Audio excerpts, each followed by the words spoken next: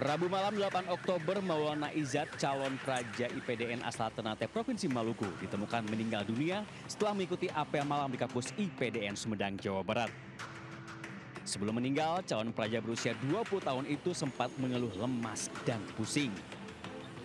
Setelah diperiksa di klinik kampus, Maulana langsung dibawa ke Rumah Sakit Universitas Padjadjaran, namun nyawanya tidak tertolong.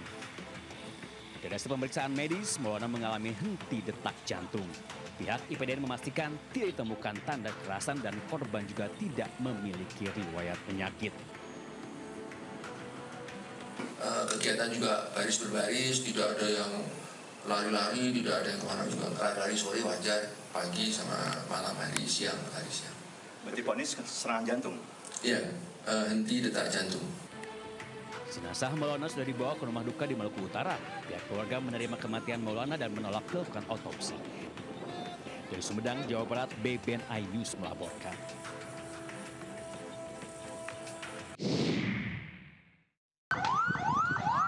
Hah?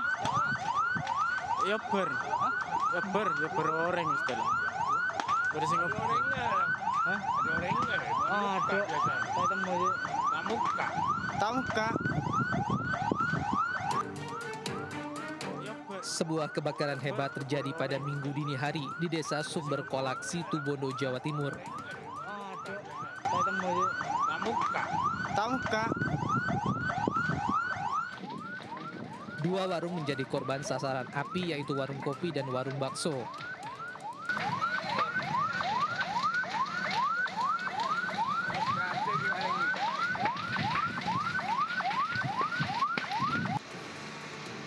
Dua unit mobil pemadam kebakaran dikerahkan ke lokasi.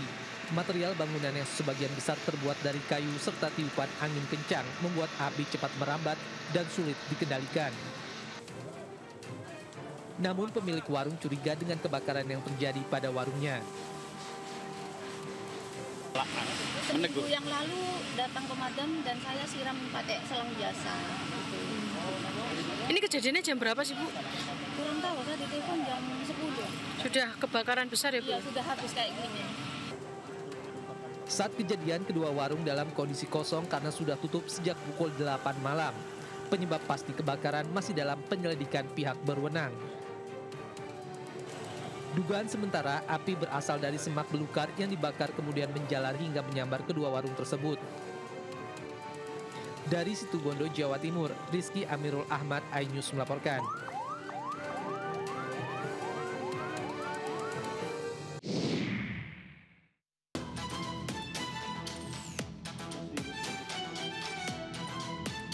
Warga Desa Sentul, Kecamatan Balaraja, Kabupaten Tangerang, Banten, mengeluhkan pencemaran udara di daerahnya. Rumah mereka kerap menerima debu dan abu sisa pembakaran dari pabrik milik PT Sinar Logam Indonesia. Tak hanya itu, mereka juga sering mencium bau menyengat. Kondisi ini membuat sejumlah warga mengalami batuk, sesak nafas, mata perih, dan sakit tenggorokan. Adapun pencemaran ini diduga berasal dari pengelolaan limbah, bahan beracun dan berbahaya atau B3. Kalau lama-lama kita di luar gitu tenggorokan sakit, kemudian pusing, nanti mual. Apalagi saya kebetulan punya anak yang punya asma ya, itu beberapa kali kalau sudah baunya itu sangat-sangat luar biasa, harus langsung ke IGD, harus di nebu. Sementara itu, Dinas Lingkungan Hidup dan Kebersihan Kabupaten Tangerang menyatakan akan menindaklanjuti aduan warga. LSI ini kan perizinannya ada di pusat ya, tapi tetap kami juga ikut mengawasi, apalagi ketika ada laporan pengaduan dari warga ya kami tidak lanjuti. Memang lokasi pengambilan sampel itu harus di pabrik itu, tidak bisa di luar itu karena khawatirkan itu debu dari yang lain. Warga berharap pemerintah bertindak tegas terhadap aktivitas pabrik yang dinilai mencemari lingkungan dan membahayakan kesehatan warga. Dari Tangerang, Banten, Ai Marani, iNews melaporkan.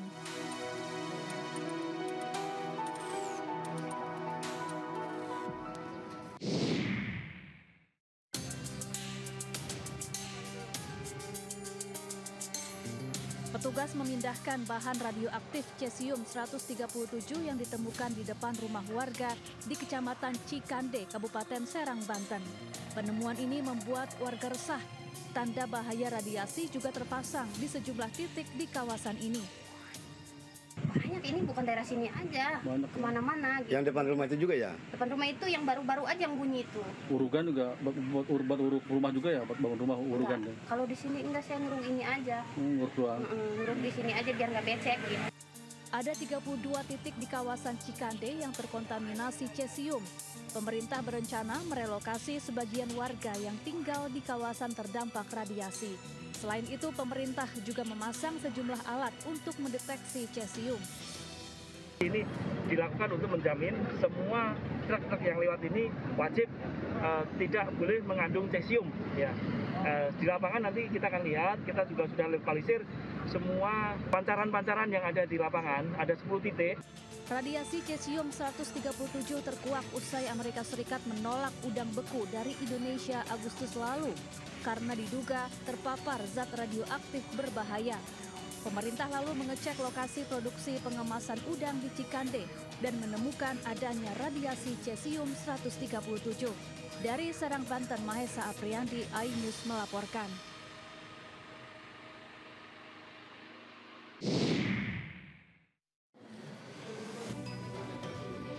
Tim penyidik Kejaksaan Negeri Humbang Hasundutan melakukan penggeledahan kantor Dinas Pariwisata, Pemuda dan Olahraga Humbang Hasundutan, Sumatera Utara. Selama 6 jam penggeledahan, petugas menemukan barang bukti berupa berkas dana hibah pemuda olahraga tahun anggaran 2022 sampai dengan 2024 sebesar Rp350 juta. Usai melakukan penggeledahan, terlihat petugas membawa beberapa dokumen penting ke dalam mobil. Selain itu, petugas juga melakukan penggeledahan di kantor KONI. Tujuan penggeledahan hari ini adalah terkait penyidikan dugaan tindak pidana korupsi dana hibah KONI Kabupaten Humbang tahun 2022 sampai tahun 2024.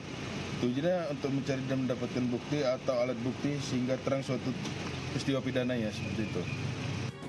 Sebelumnya, petugas Kejaksaan Negeri telah memeriksa saksi-saksi atas kasus dana hibah pemuda olahraga tahun anggaran 2022 sampai dengan 2024.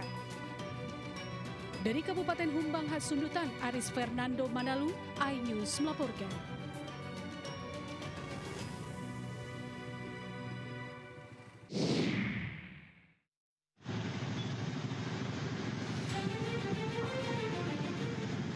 Sebuah video menunjukkan mobil Gubernur Daerah Istimewa Yogyakarta Sri Sultan Hamengkubuwono ke-10 disalip rombongan Totot Wukuk di jalan raya viral di media sosial.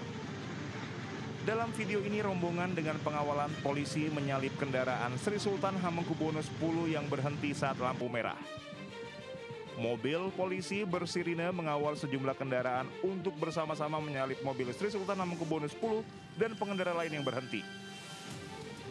Kejadian ini pun menjadi perbincangan warganet di media sosial. Sejumlah akun media sosial membuat unggahan dengan menuduh rombongan Menko Infrastruktur dan Pembangunan Kewilayahan Agus Harimurti Yudhoyono melanggar lampu merah dan melawan arah. Namun Herzaki Mahendra Putra, staf khusus Menko Infrastruktur dan Pembangunan Kewilayahan buka suara soal tudingan rombongan kementeriannya menyalip mobil Sri Sultan Hamengkubuwono X. Herzaki menegaskan tudingan tersebut tidak benar.